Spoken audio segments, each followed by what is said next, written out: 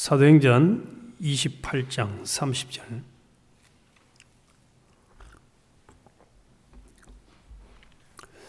두 절을 봉독해서 올리겠습니다. 바울이 온 이태를 자기 셋집에 머물면서 자기에게 오는 사람을 다 영접하고 하나님의 나라를 전파하며 주 예수 그리스도에 관한 모든 것을 담대하게 거침없이 가르치더라. 아멘. 오늘은 가침과 멈춤을 통해서도 일하시는 하나님이라는 제목으로 같이 은혜를 하겠습니다. 가침과 멈춤을 통해서도 일하시는 하나님. 우리는 종종 살면서 빨리 뭔가 이루어지기를 원하고 또 모든 일이 사람 생각에 잘 되어지기를 원하는 것이 본성인 것 같습니다. 그런데 살다 보면은 살면 살수록 내가 생각하고 계획한 대로 일이 이루어지지 않는 것을 경험하게 됩니다. 그래서 어릴 때는 내가 모든 것을 다 할 수 있다 이렇게 생각을 하다가 나이가 들면 들수록 내가 할 수 있는 것은 아무것도 없구나라는 고백을 하게 되는 것 같습니다. 특별히 이 사도행전 이제 우리가 마지막 장 28장까지 왔는데 이 28장을 보면은 결론이 너무 밋밋하고 이상합니다. 그래서 사도행전을 어떤 분들은 완성되지 않은 성경이다 이렇게 이야기하는 사람도 있습니다. 그래서 다른 65권의 성경을 보면은 시작하는 것이나 결론이 상당히 명확합니다. 그런데 그래서 이제 종종 어떤 성경들은 내용 전체를 안 읽어봐도 그 성경의 그 각 권의 시작과 마지막 장만 딱 봐도 이 성경을 통해서 뭔 얘기를 하시려고 했구나 하는 것이 명확하게 보여지는 경우들을 저는 많이 봅니다. 그런데 사도행전은 그렇지 않습니다. 이 사도행전의 시작은 예수님이 죽으시기 전에 이제 내가 가는 것이 너희들에게 유익인데 그 이유는 내가 보혜사 성령을 보내겠다라고 약속하신 대로 성령을 보내주신 사건이 기록되어 있습니다. 그리고 성령을 받은 베드로 또 이 사도 바울 그 외에도 참 성령님의 역사가 굉장히 강력하게 역사를 해서 초대교회가 확장이 되어져 가는 놀라운 이야기들을 기록을 해주고 있습니다. 그런데 이 사도 바울은 그런 복음의 역사를 강력하게 이제 일어날 때에 핍박을 해서 특별히 스데반을 죽이는데 가장 앞장섰던 사람이 다메섹 도상에서 예수님을 만나가지고 이제 인생이 완전히 바뀌어서 그 즉시로 예수님을 전하니까 모든 사람들이 사울을 아는 사람들이 바울을 이해를 못하고 심지어는 미쳤다라고 얘기를 합니다. 그러나 이 바울도 성령 충만한 사람이 되어서 얼마나 놀라운 이제 전도 3번에 걸친 전도 여행 또 많은 기적을 행하고 교회를 세우고 복음을 전하면서 참 멋지게 사역을 했습니다. 그렇다면은 이제 우리 인간적인 생각 같으면은 그렇게 심지어는 이 사도 바울을 보고 사람들이 신이라고 오늘 28장에서도 그렇게 나오죠. 멜리데 섬에 도착을 했을 때에 뱀에게 물려서 그 원주민들이 볼 때는 죽어야 돼 마땅한데 죽지를 않습니다. 그러니까 28장 6절에 보면 그들은 그가 붙든지 혹은 갑자기 쓰러져 죽을 줄로 기다렸다가 오래 기다려도 그에게 아무 이상이 없음을 보고 돌이켜 생각하여 말하되 그를 신이라 하더라. 그래서 바울을 저 사람은 죽어야 된다 안 죽네. 저건 신이구나 하는 그런 참 추앙을 받는 역사가 일어났습니다. 그리고 이제 앞에서 하나님께서 약속하신 대로 로마에 가서 이제 복음을 전하여야 하리라 하는 그 말씀대로 실제로 이제 16절 이하에서 로마에 도착하게 되어지고 이제 복음을 전하다가 어떻게 죽었다.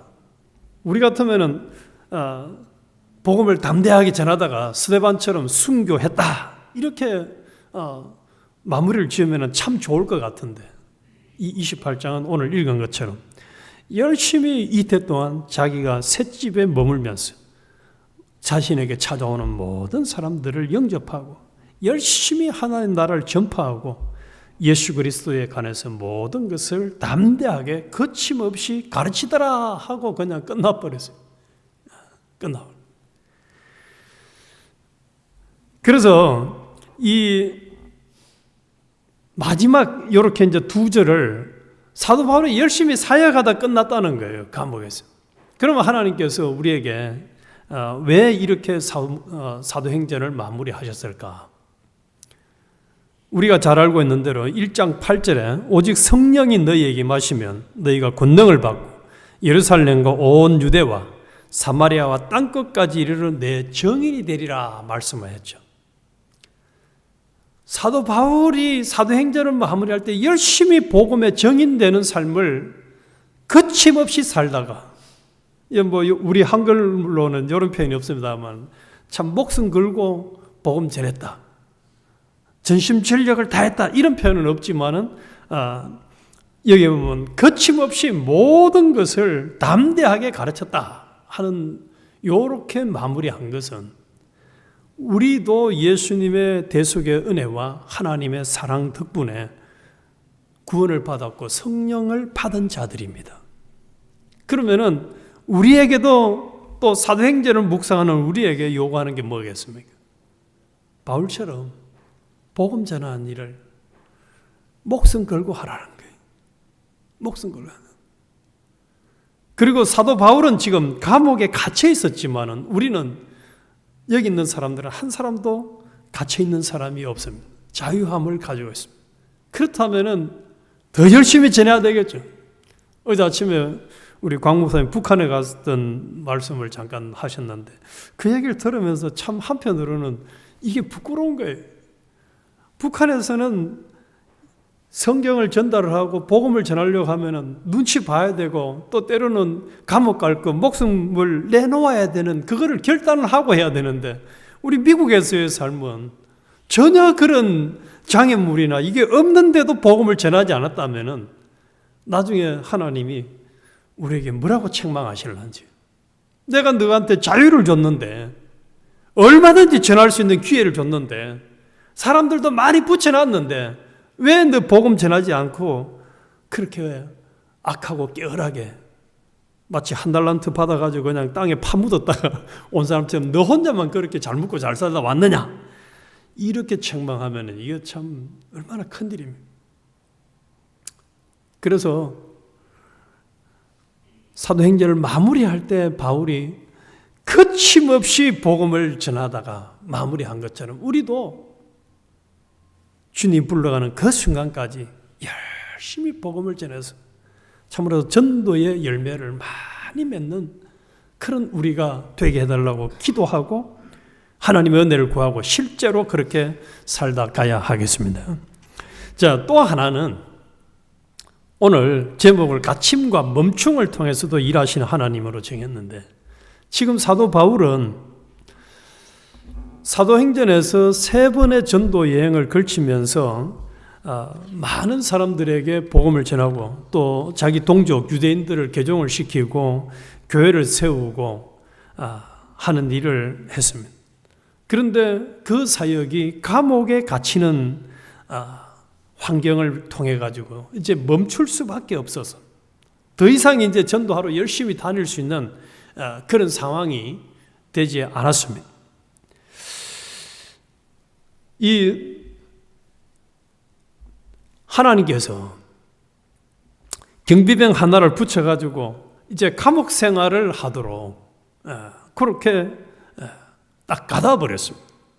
그런데 또 하나 특별한 것은 여기 셋집이라는 표현이 나오는데 이 셋집은 말 그대로 새를 얻어가지고 이제 사는 집이죠.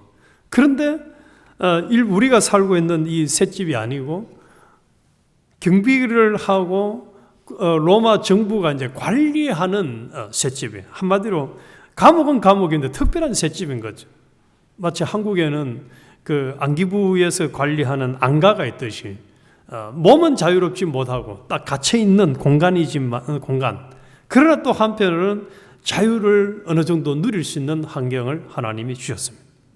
거기다 딱 가다놨어요. 멈춰놨어요. 그런데 그곳이 있었기 때문에 하나님이 어떤 일을 하도록 하셨는가? 이 사도 바울이 신약 성경의 27권 중에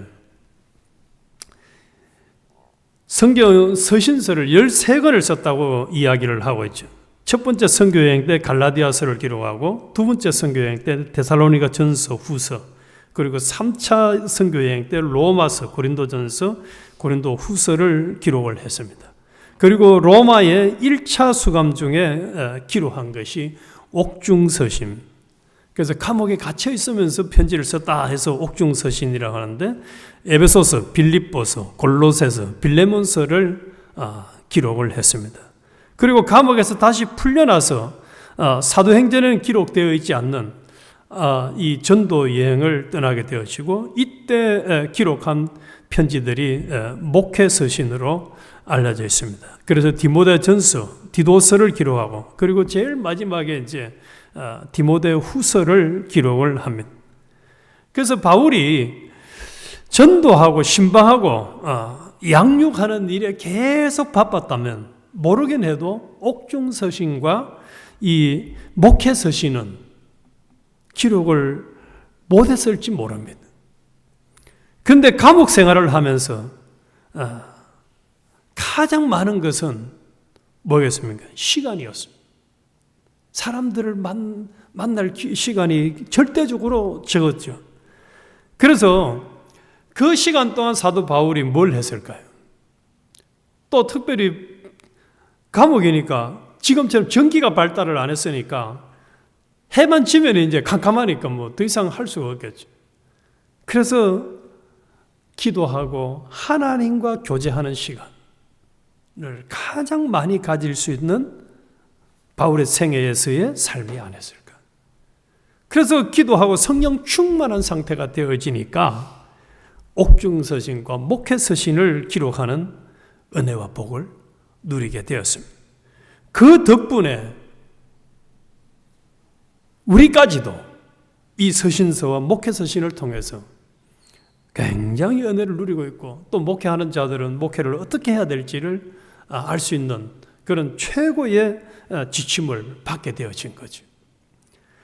그래서 이 사도 바울에게서의 감옥의 삶은 갇힌 삶, 또 그 전도 여행의 멈춤의 삶은 그것이 멈추고 그냥 쪼그라들고 힘드는 삶이 아니라 오히려 더 그곳에서 하나님과 더 깊은 교제를 하고 하나님과 사랑을 나누며 또 그 열매로 우리에게까지 많은 이 성경을 서신서와 목회서신을 옥중서신을 읽고 묵상하는 사람들에게 은혜와 도전을 주고 길을 밝혀주는 그런 역사를 일으키고 있다는 사실입니다.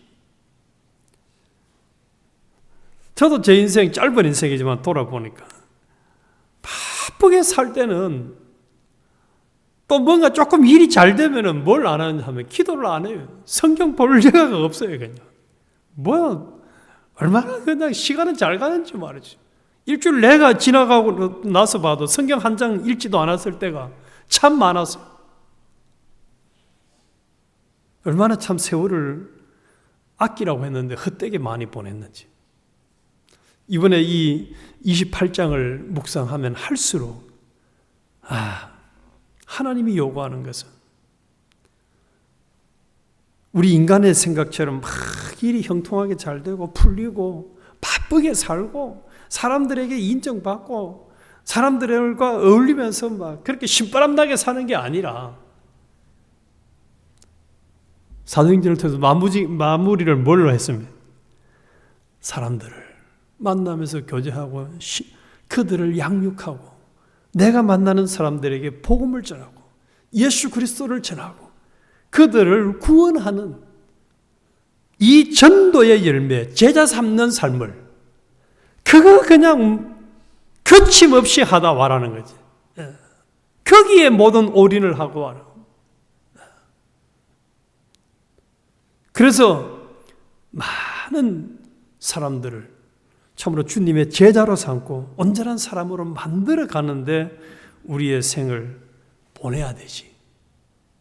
이게 아니고 그냥 보내고 나면 솔로몬처럼 나중에 내 인생 헛살았다, 헛되게 살았구나 라고 하면서 후회하고 가슴만 치지 않을까.